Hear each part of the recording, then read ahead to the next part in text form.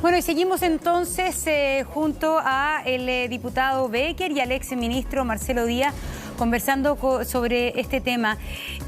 Para usted, diputado Becker, ¿hay que hacer una diferencia entre aquellos grupos que son claramente reivindicativos del tema mapuche con los grupos delictuales que ya están instalados en la zona? ¿Hay que enfrentar con estrategias distintas a hoy día la mafia del robo de madera, que está mezclada con el narcotráfico, de este robo de madera, por ejemplo, de grupos como el de Héctor Yaitul? ¿Son estrategias distintas para combatir la violencia o debe ser lo mismo? Bueno, a ver, primero separar entre los violentistas y ladrones con el pueblo mapuche originario que trabaja y vive y convive con nosotros día a día. Totalmente. Y en ese sentido creo que a los que son ladrones y que están obteniendo recursos, yo le digo también, escuchaba el reportaje de ustedes, cuando el señor Yaitul habla de robar madera para comprar fierros, se está refiriendo a comprar armamento, fusiles, armas. Y las armas no son para salir a cazar conejos en la noche. Se trata de atacar a personas, matar a personas. Entonces hay que tener muy claro lo que aquí está ocurriendo. Entonces, en ese sentido, esta organización delictual liderada por el señor Yaitul le ha causado mucho daño a la región. Nos ha llevado a ser la región más pobre de Chile. Tenemos las 8 comunas más pobres de Chile entre las 10 más pobres del país. Y esto es a propósito de que, obviamente, la inversión, el trabajo, se ha ido ralentizando. Muchos de los inversores han abandonado nuestra región. Mi pregunta era otra. Como estrategia, hay que enfrentar para desbaratar. La misma estrategia hay que utilizar para grupos como la Coordinadora Arauco Mayeco, que los grupos propiamente, no propiamente, sino que solo delictuales. Hay que tratar a unos como un terrorismo político y a otros como delincuentes y bandas organizados, o la estrategia policial debe ser la misma.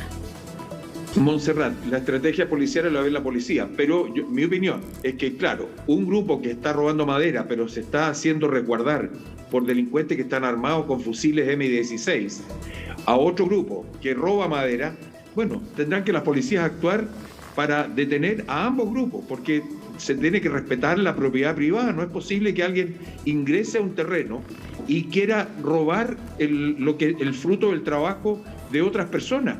Y aquí no solo hay grandes forestales que han estado con muchos problemas, aquí hay un desplazamiento de pequeños y medianos agricultores que le han hecho la vida imposible durante 25 años y han tenido que abandonar sus tierras y tratar de irse a las ciudades donde no son, porque ellos han sido agricultores toda la vida. Entonces aquí hay un tremendo daño a la comunidad. Aquí somos 1 millón de habitantes, que hay, por supuesto, un 30 o 40% que son de pueblos originarios, pero aquí somos todos chilenos, tenemos una misma bandera, somos un solo país, y en ese sentido creo que tenemos que hacer un esfuerzo por quienes han optado por el robo, por la delincuencia, por el terrorismo, estén en la cárcel si no quieren deponer su actitud, y el resto poder comenzar o retomar nuestro trabajo. La región más bella de Chile se ha visto muy perjudicada y muy dañada por estos grupos delictuales.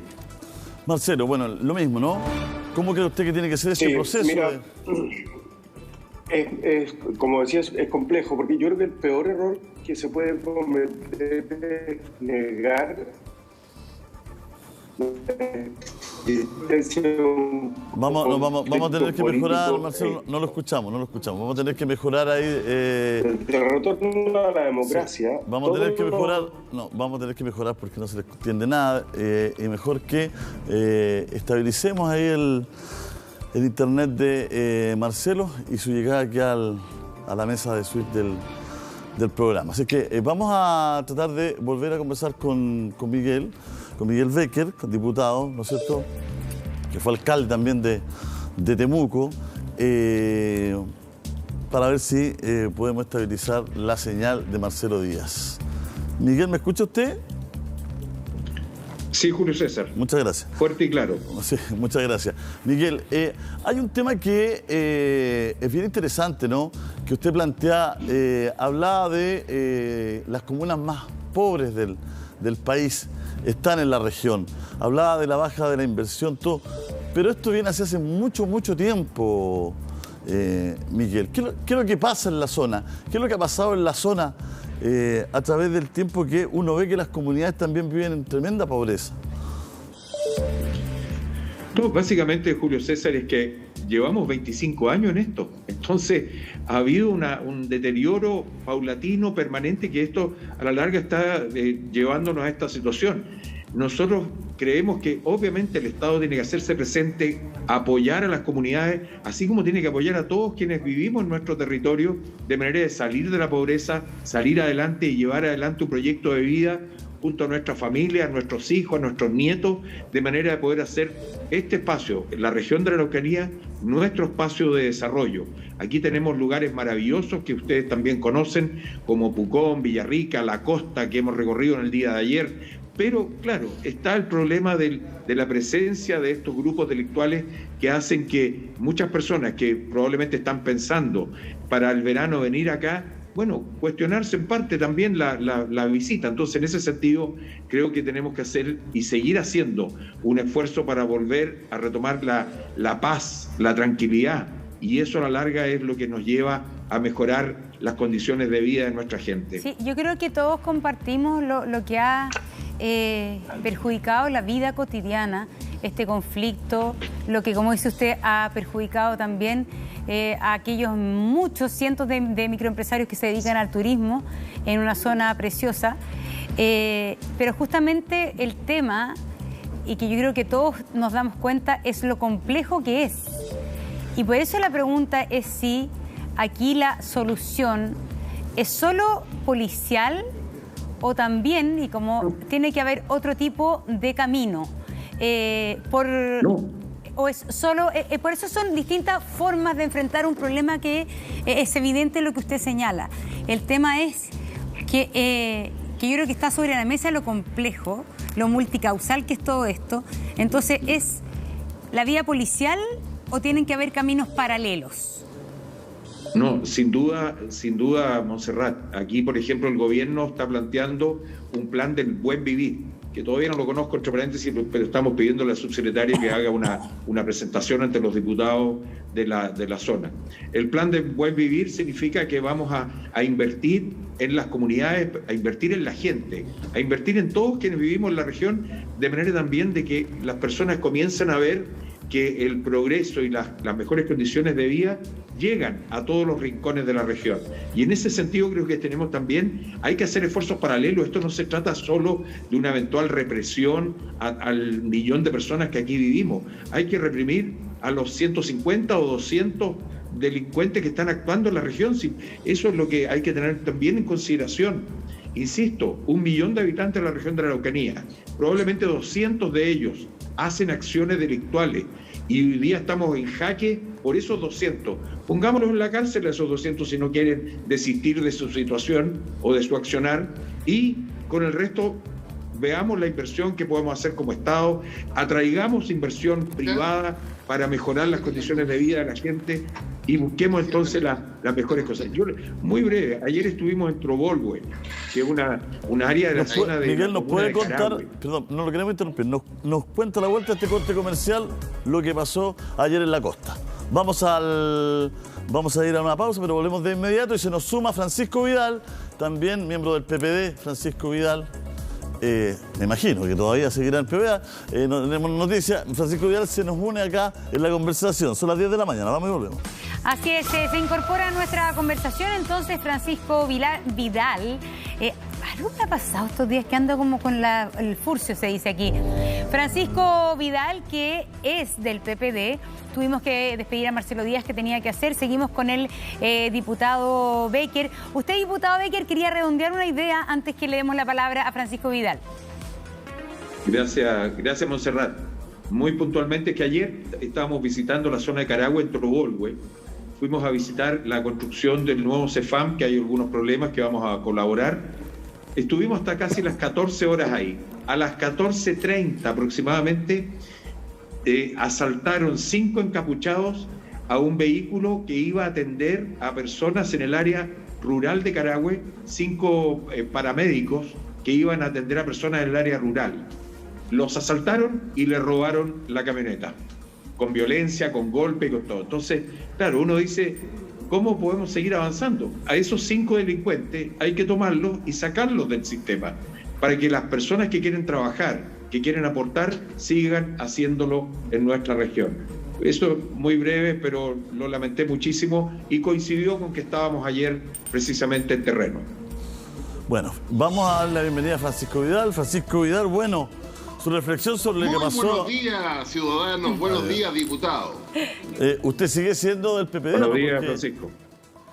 Por supuesto. Ya, bueno, nos quedamos con 3 kilos de queque acá porque no vino, ¿ah? Bueno, pues si me dijeron que era por Zoom hoy día. Sí, nos quedamos acá con el queque, le digo. Eché de menos el queque, se lo reconozco. No, así que fue por su salud que no lo invitamos al estudio, fue para cuidarlo. Muy bien, cuídenme, ¿eh? ¿Cuál es su análisis de lo que pasó ayer con la ministra Vega, siendo de su partido, además? Vamos a ver.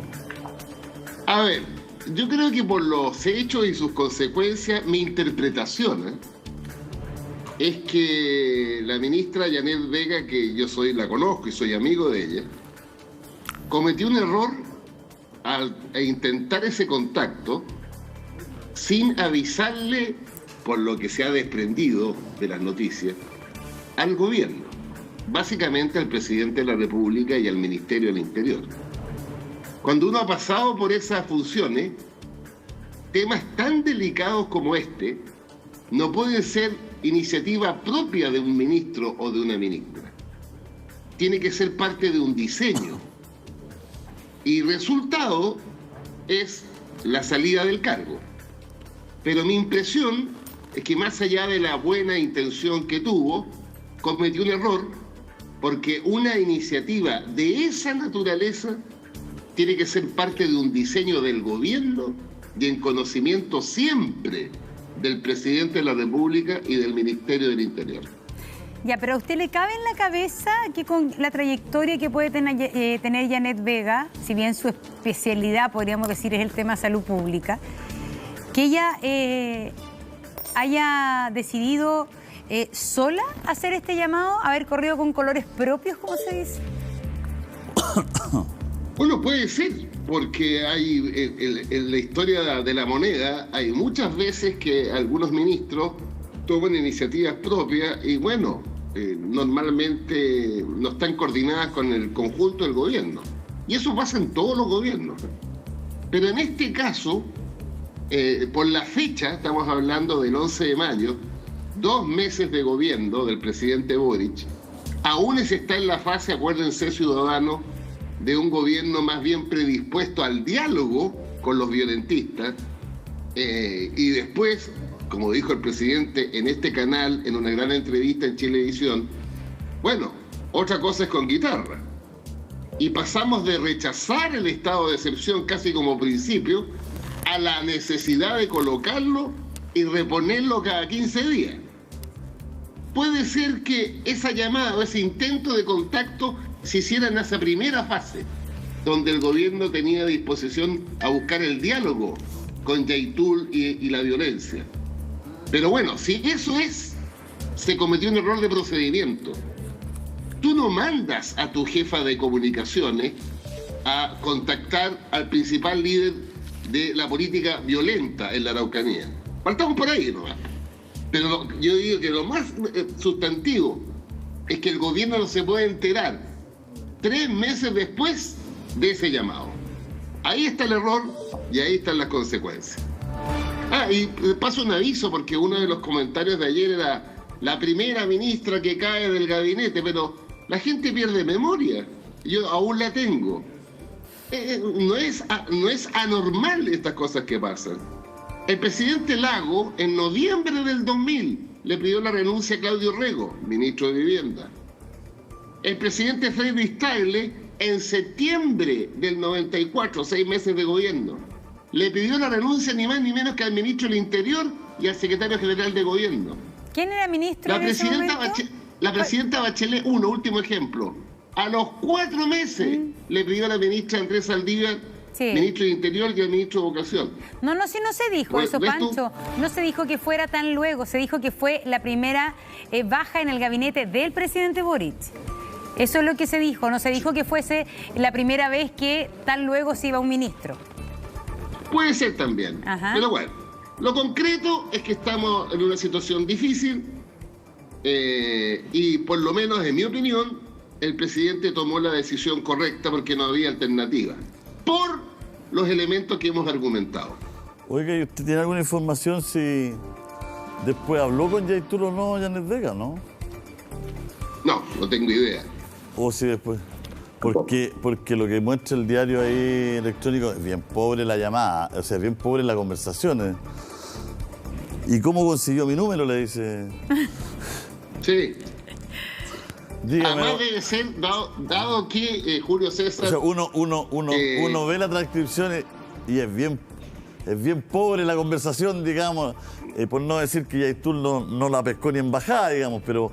y le pide los antecedentes. Claro, que la impresión es que Yaitul sabía que estaba encriptado y la jefa de comunicaciones no tenía idea de lo que es encriptado, hombre. No, porque ahí está Tania, que es la asesora, ¿no es cierto? ¿Puede ser Tania? No sé. ¿Puede ser Ya, Tania? yo soy Tania, tú eres... Ya. Aló, dice Yaitul. Aló. Hola, buenas tardes, don Héctor Yaitul. Sí, con él.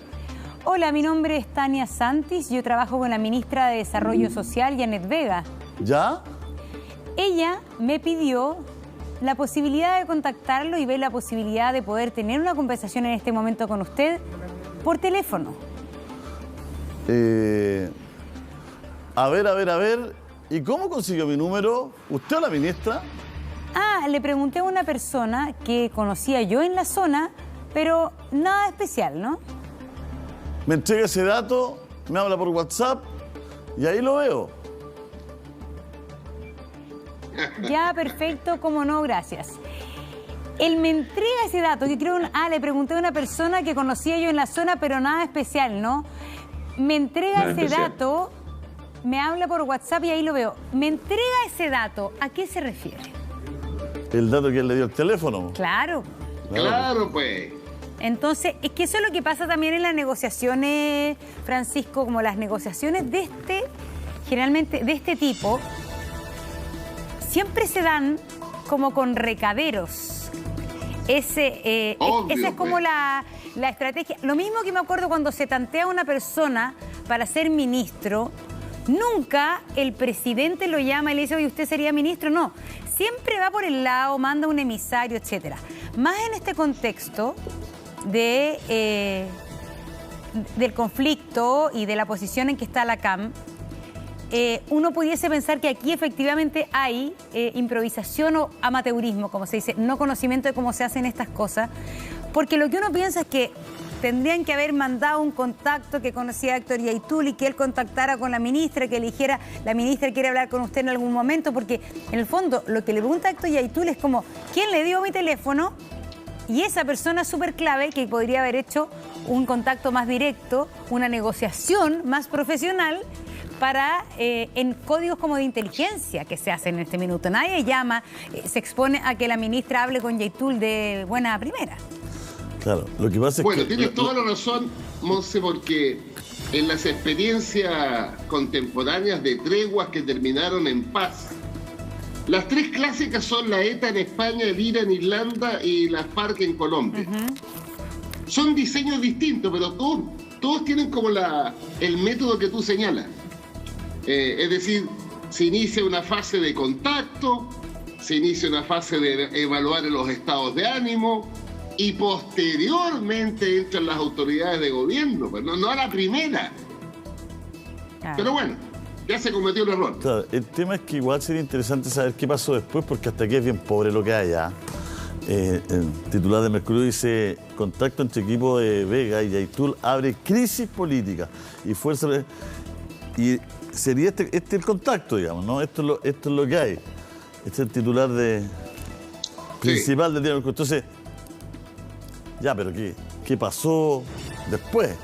Me imagino que antes de que la ministra le presentara la renuncia, alguien le preguntó y después te comunicaste con el hombre, le mandó el WhatsApp. Es que todo eso, es que ¿Quién lo que dio el pasa teléfono? ¿Quién dio el teléfono? Pero lo que pasa es que lo que se conoce es ¿De qué hablar? Es la PDI, la interceptación del teléfono de Yaitul.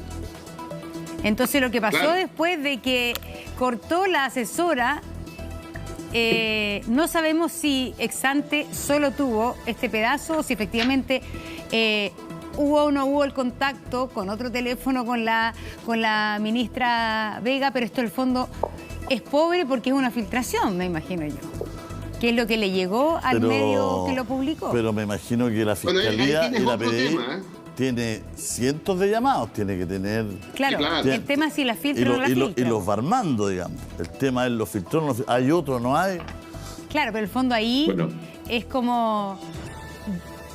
Es resorte de la persona que lo filtró y de la posibilidad que esté en este medio u otro medio que le filtren más documentos de ese tipo. Me refiero con eso, el gobierno no lo va a decir. Esta fecha, perdón, la fecha de este llamado telefónico de Tania, 11 de mayo. De Tania Santi, 11 de mayo, ¿es antes o después que la ministra viene a Tolerancia Cero y hace esa declaración de que hay presos políticos mapuches? El 15 de mayo fue Tolerancia Cero. El 15 de mayo, chequea arriba en el... Ese domingo, no dice Mauricio Weitzel, que el 15 de mayo fue la asistencia de Janet Vega cuando dicen Tolerancia Cero que hay presos políticos mapuches. Claro. Y esta conversación telefónica tiene fecha... 11 de mayo. 11. Fue antes. 11, 4 días antes. ¿Qué pasó en esos 4 días? Interesante, es una investigación periodística. Claro. Yo creo que Janet Vega podría contarlo, digamos. No, porque si Janet Vega conversó con Héctor Yaitul efectivamente y además no informó, se agrava la falta. Pero y si Janet, porque ella tiene que también defender su honra política. Pero si además la otra posibilidad que Janet Vega haya hablado con Héctor Yaitul y el gobierno supo, también es otro problema.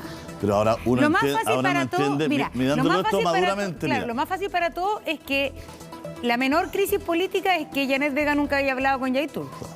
Sí, pero independiente, porque eso es algo que se habló, no se puede inventar que no habló, se habló.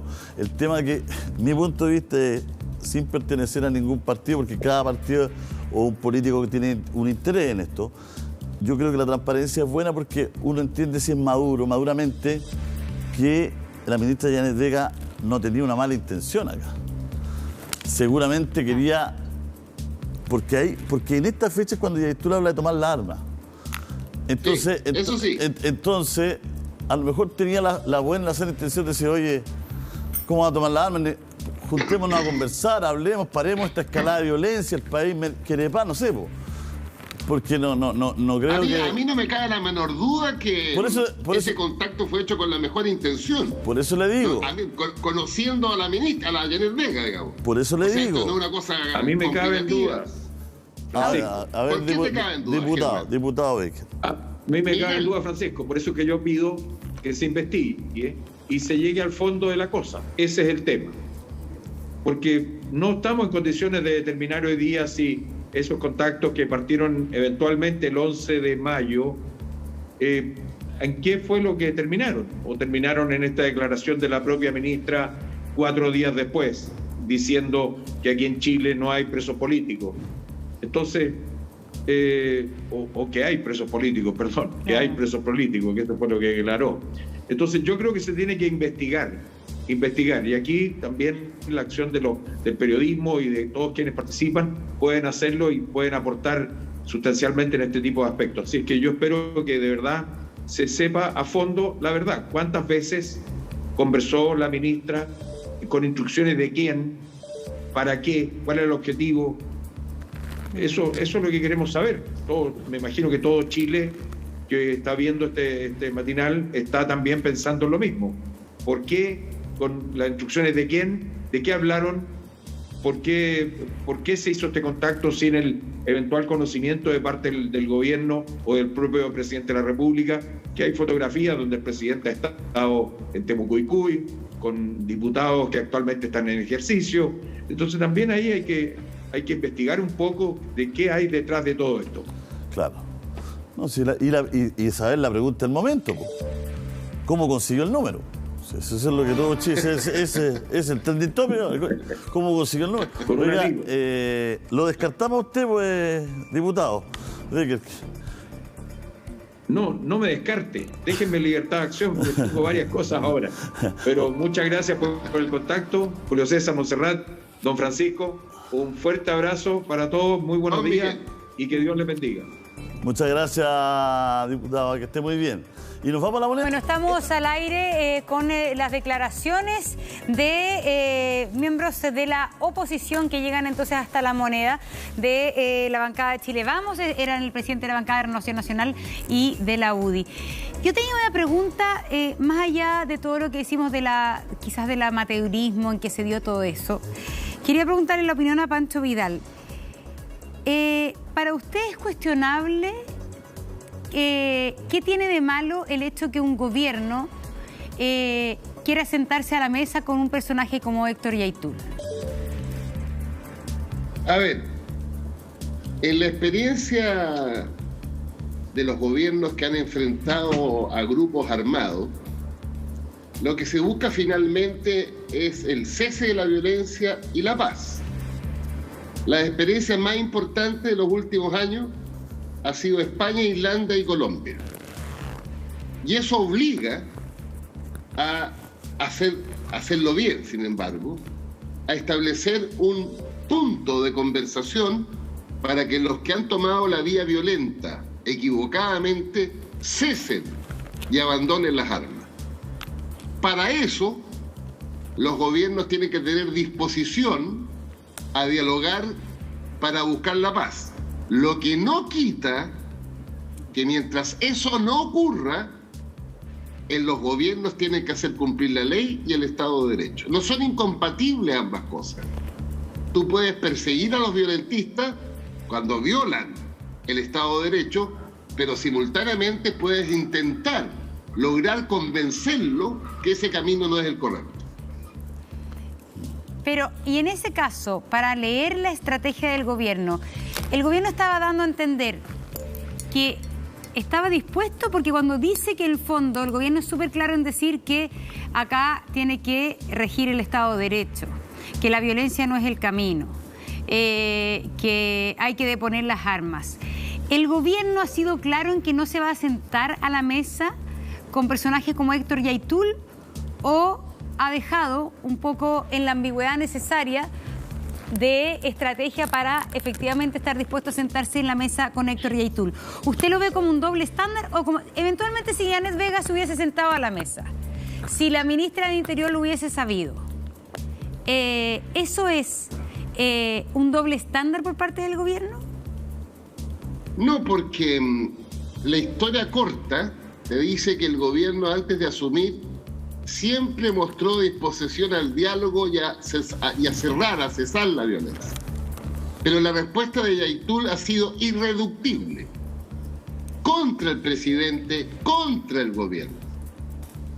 Eso hace que el gobierno abandone su búsqueda de diálogo, porque para un diálogo en cualquier cosa de la vida humana, tú requieres de las dos partes, pues, Monse. Lógico. Si hay una parte que se niega e insiste en su prédica, bueno, se acabó el diálogo. Y eso es lo que lleva al gobierno, que en su fase opositora, el ministro Jackson, la ministra Vallejo, el entonces diputado Boric, no creían en el estado de emergencia. ¿Pero qué los lleva a adoptarlo? El rechazo sistemático de los grupos violentistas en la macrozona sur a establecer el más mínimo diálogo. Cuando un gobierno se enfrenta a que la otra parte no solo no te escucha, sino que te repulsa, te agrede verbalmente, no queda más que abandonar el diálogo y aplicar la ley. Muchas gracias, Francisco. Muchas gracias, Diego Chávez también. Son las 10. Nos estamos viendo, ojalá presencialmente, guárdenme los queques. El próximo miércoles. Un abrazo, cuídese.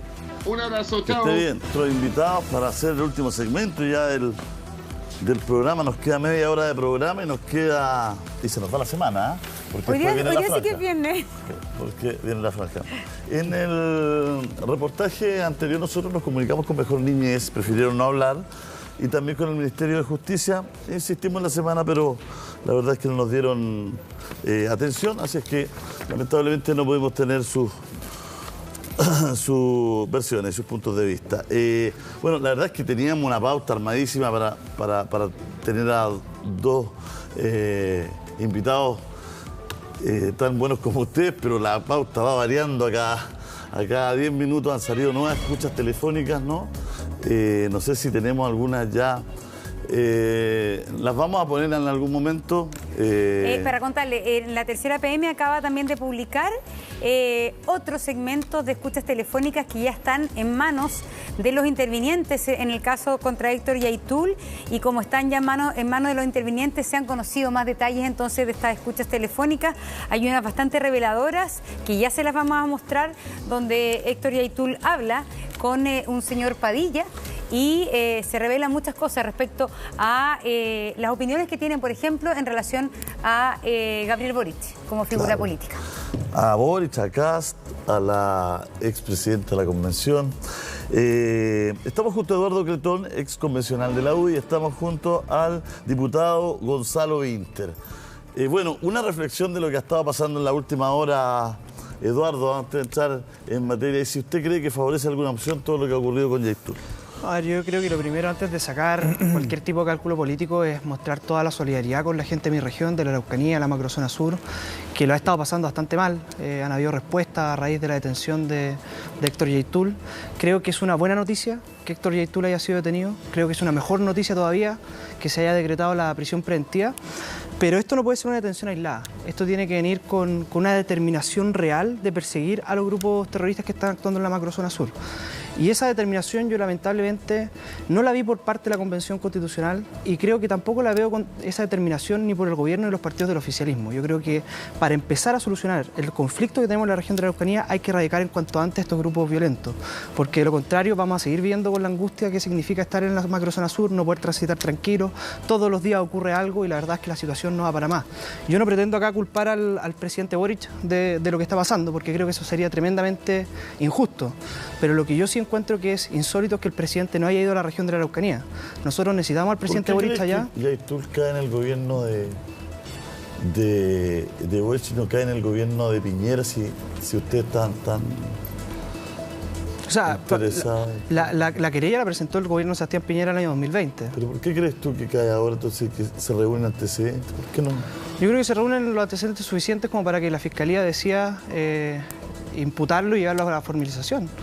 Ahora, insisto, esto es una detención. Acá hay varios líderes más, hay varios grupos más que están actuando en la región de la Araucanía, que yo creo que tienen que ser todos detenidos. Acá contra el terrorismo, contra estos grupos que están por la vía armada desde hace muchos años, no caen doble de lectura. Acá hay que buscarlos, perseguirlos y hacer que caiga todo el peso de la ley. Esto no puede ser un tema de derecha o izquierda. Yo creo que el tema de la seguridad de la Araucanía es un tema país, y me parece preocupante que el presidente Gabriel Boric no haya ido a la región de la Araucanía, y las señales que se están dando por parte del gobierno de Gabriel Boric. Vimos lo que sucedió ayer con la ministra. Creo que es de la mayor preocupación lo que ocurrió con la ministra Vega, que haya tomado contacto con Héctor Yaitul, porque Héctor Yaitul no es un tipo que le haya dicho que se va a levantar en armas contra el Estado este año, en 2021. Lo viene diciendo desde hace décadas, y por lo tanto cuando la ministra Vega quiere contactarse con él, sabe muy bien a quién está contactando. La ministra vocera de Gobierno acaba de señalar que la ex ministra Vega no fue mandatada por la moneda para llamar a Yaitul. Pero también está la pregunta de fondo. ¿Eso no es una estrategia del gobierno del presidente Boric, el dialogar con grupos como la coordinadora Arauco Mayeco? Está dentro, tú eres, Gonzalo, parte del oficialismo, ¿no? Así dentro es. de la estrategia respecto a la violencia en la zona macro sur. Sentarse a la mesa con líderes de movimientos abiertamente que han ido por la vía armada como Héctor Yaitul, ¿está dentro de la estrategia? Yo quiero partir condenando la violencia en todas sus formas en nuestro país y empatizando con todas las víctimas de este conflicto que ya tiene tantos años, más de un siglo inclusive, pongámosle. Y haciendo un llamado también a toda la sociedad a tomarlo con la mayor seriedad posible, porque yo creo que una de las cosas que hace difícil avanzar en esta situación es la forma en que los distintos sectores políticos caemos en la tentación de retrasar su solución para ocuparlo para obtener pequeñas ganancias políticas. Dicho lo anterior, quiero ser muy claro con algo. Aquí hay un país que tiene independencia del Poder Judicial e independencia del Ministerio Público. Por lo tanto, así como me parece bastante... Un gobierno. ¿Cómo? Quiere decir el gobierno que... O sea, el Ministerio Público actúa de manera independiente y el Poder Judicial también. Un país. Quería decir un gobierno, que el gobierno tiene independencia. No, tenemos un país en donde el Poder Judicial es independiente y en donde el Ministerio Público es autónomo. Y con eso quiero ser muy claro, tan absurdo como quienes durante meses llevaban diciendo todo lo que diga Yaitul es imputable al gobierno de Boric porque Yaitul está libre por culpa de Boric, es que no voy a caer en decir, ahora que está Boric atrapó a Yaitul. No, porque aquí hay un procedimiento judicial del Ministerio Público y es muy bueno que las instituciones funcionen y que quienes tenemos micrófono en la televisión no ensuciemos ese hecho. Algo muy importante también que quiero hacer es llamar a separar a la persona de Héctor Yaitul de la totalidad del pueblo nación mapuche. Porque él es una persona de un pueblo que es extremadamente diverso y que inclusive en sus sectores más autonómicos tienen distintas versiones, distintas estrategias. De hecho, hay algo que la sociedad entera puede observar, que es que la estrategia de la plurinacionalidad y de la Convención Constitucional, en donde se establece dentro del Estado de Chile ciertos márgenes de autonomía, cierto respeto a su cultura para poder convivir en paz y virtuosamente, es una estrategia con la que Héctor Yaitul ha estado siempre en contra. Héctor Yaitul se ha declarado enemigo de la Convención Constitucional. Y con respecto a la ministra, creo que hay que ser muy claro con algo. Es parte de la estrategia de este gobierno el diálogo. Este gobierno cree que este problema no se soluciona cerrando los ojos con respecto a sus elementos políticos y pensando que es solamente un problema militar y policial. Ojo, es policial, pero no es solamente policial. Como lo entendió también el ministro Moreno de manera muy inteligente, ¿cierto?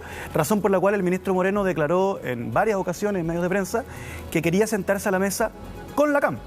También lo entendió el intendente Huenchumilla y lamentablemente no ha sido posible porque distintos sectores de distintos lados, dentro del mundo mapuche, fuera del mundo mapuche, dentro de la derecha chilena, etcétera, no quieren que se produzca el diálogo porque de alguna forma, obtienen réditos con el statu quo o no entienden simplemente que esto no se va a solucionar sin diálogo.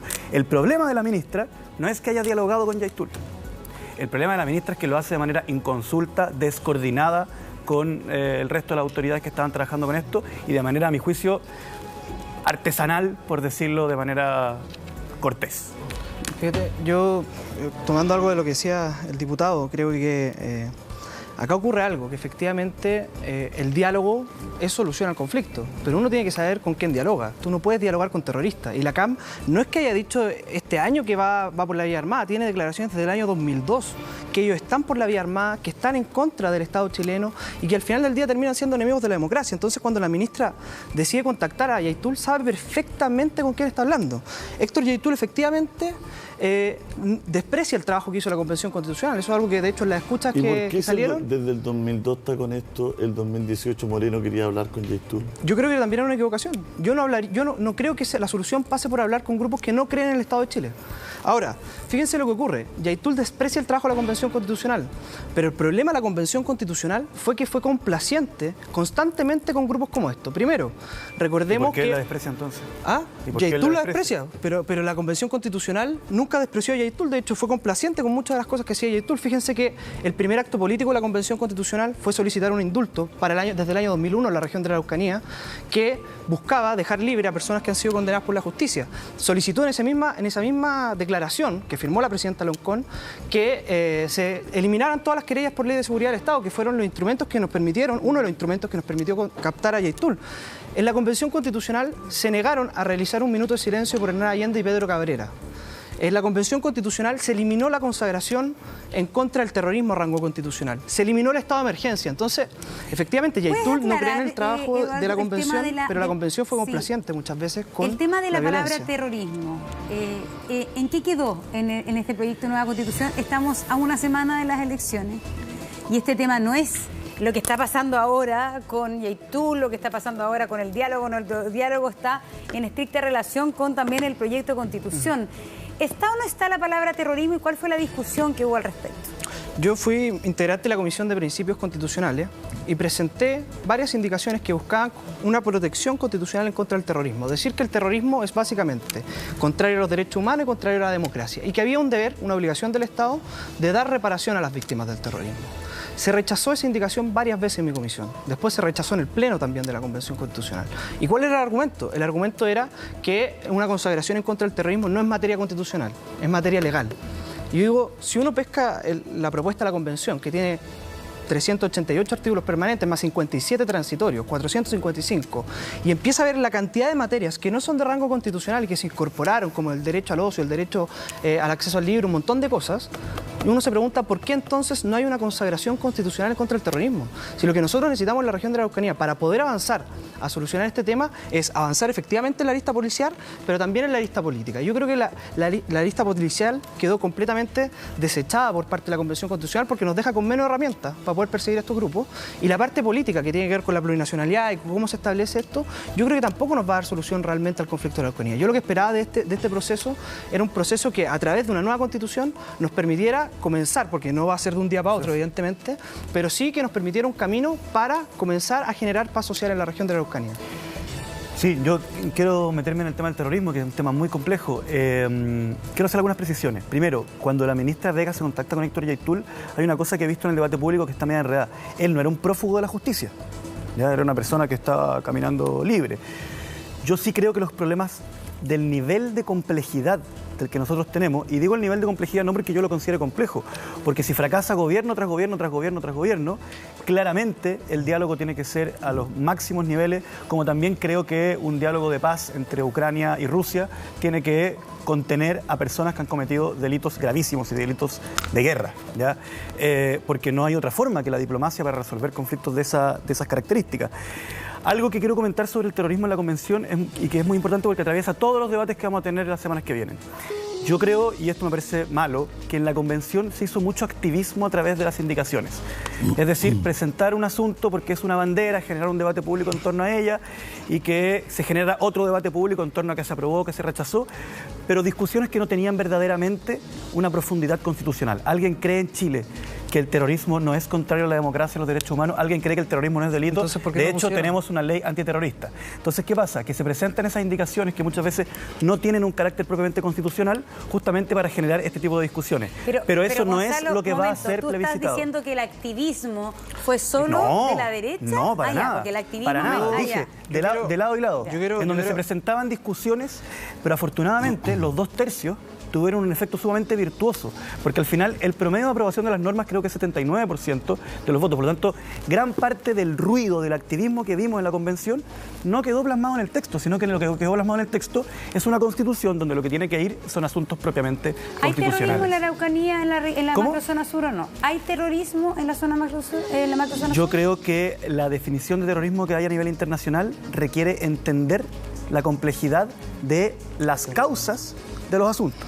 Entonces, ¿qué pasa? Que hace mucho tiempo en la Araucanía los actos que uno podría considerar terroristas no son adjudicados por nadie. A diferencia de los años 90, y los 2000, en donde el sabotaje, el sabotaje a la industria forestal sí era adjudicado por la CAM, ¿cierto? Y ahí había una violencia conducida hacia un objeto en particular.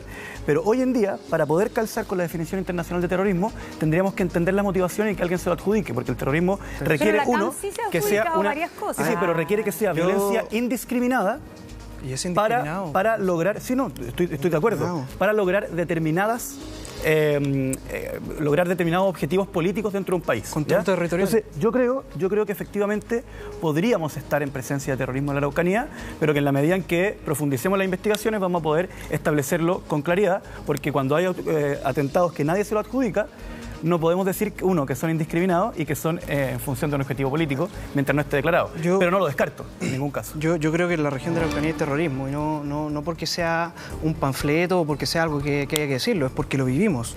Yo en Victoria he estado en la ciudad cuando han quemado 5 camiones y todo el pueblo se ha tenido que despertar a balazos cuando grupos que sí han dejado panfletos aludidos a ciertos organismos o a ciertos ORT de resistencia territorial y se lo adjudican claramente. Entonces, cuando tú dices que hay indicaciones que se presentaron presentan por activismo, la verdad es que me parece una falta de respeto. ¿Por qué? Para mí y para toda la gente de la región de la Araucanía. El día que yo presenté la iniciativa de la consagración constitucional en contra del terrorismo fue el mismo día que asesinaron a Pedro Cabrera en Coyipulli y otra persona más en Cañete. ¿Y cuál es el vínculo entre ambas cosas? Porque tú estás diciendo que yo presento es una estrategia televisiva de adjudicarme un crimen, y no te lo voy a permitir. Lo que yo estoy diciendo es que el terrorismo en Chile está contra la ley y que hay una ley antiterrorista que no tiene consagración Gonzalo, lo que tú dijiste es que muchas de estas... te invito a que... Gonzalo, lo que tú dijiste es que muchas de estas indicaciones se presentaban por activismo. Sí, eso yo creo que cuando yo, que he vivido la violencia, que conozco a la gente que lo está pasando mal, presenta una indicación para que haya una consagración constitucional contra el terrorismo, no es activismo, es ponerse al lado de las víctimas. Eduardo, eso es lo que estoy diciendo. ¿Qué opinas tú del homicidio? Es un delito. Es terrible, ¿cierto? Bueno, pero el homicidio está en el Código Penal. Que esté en el Código Penal y no en la Constitución no significa que yo me haga parte de los homicidios. No te estoy imputando nada a ti. Lo que estoy diciendo es que tú no puedes... Es una falta de respeto a las víctimas. Es una falta de respeto porque esto no es activismo. Yo no estoy diciendo que deje de estar penado el terrorismo en Chile. Lo que espera la gente de la región de la Araucanía... es que es un asunto propiamente de las leyes penales. Lo que espera la gente de la región de la Araucanía es que haya una consagración constitucional en contra del terrorismo, porque es algo que todos los países, o la gran mayoría de los países que han pasado por situaciones similares a la nuestra, la tienen. Lo que espera la región de la Araucanía es que haya estado de emergencia. La inmensa mayoría de los países tienen el asunto del terrorismo en las leyes, porque es naturalmente contrario a todo el ordenamiento jurídico del terrorismo. Pero ojo, para que la gente lo sepa, porque la gente se está confundiendo en la casa.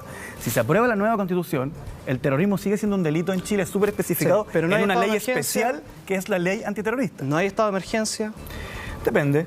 Si es que se considera que... A ver, pero ¿qué entiendes tú por estado de emergencia? El estado de emergencia es un estado de emergencia constitucional y como tal tiene que estar delimitado. ¿Y dónde está definido? Cuando nosotros, en la Constitución, hoy día está en la Constitución. La Constitución lo nombra y en la ley de estados de excepción... Ya, pero la ley no puede... Por algo hay un acuerdo entre los partidos políticos de estado de emergencia, de su conglomerado... No, pues porque... Lo que pasa es que además nosotros se lo hicimos ver en la convención, Gonzalo. Mira, yo creo que acá, pero efectivamente, para que lleguemos a un acuerdo, tenemos que partir de que esta Constitución, y que lo reconoce el acuerdo del oficialismo, deja con menos herramientas la democracia para perseguir a los grupos terroristas, porque se eliminó el estado de emergencia, que es el estado más utilizado. Ahora, una vez que nosotros logremos solucionar no es para perseguir grupos terroristas, eso es un error. Es para controlar el orden público. Es para controlar una situación de grave... ¿Quién hoy día está produciendo? El terrorismo y el desorden público son completamente distintos.